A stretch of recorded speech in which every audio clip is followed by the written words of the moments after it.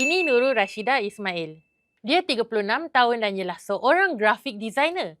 Dia juga pelajar cemerlang with a 4.0 GPA. Ini telah memenanginya a course medal. Hebat kan?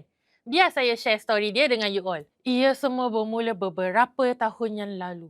Back then, Nurul masih bekerja sebagai seorang graphic designer dan dia ingin membuat career switch kerana kerja dia memang sangat mencabar.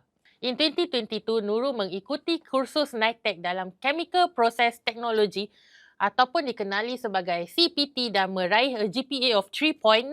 In 2023 pula, while interning for tempat kerjanya sekarang, dia mendapat peluang untuk join the Work and Learn Diploma WSDIP program di ITE College East. So, selama 2,5 tahun, Nurul had to jaga kelas, belajar for test, tulis report, completing projek hujung tahun on top of work. Nurul berkata her achievement is a reflection of keazaman untuk terus belajar dan menimba pengalaman baru. Hasil kerja kerasnya tertera dengan kejayaannya di tempat kerja dan opportunities that keep coming her way. You all suka tak inspiring stories macam ni?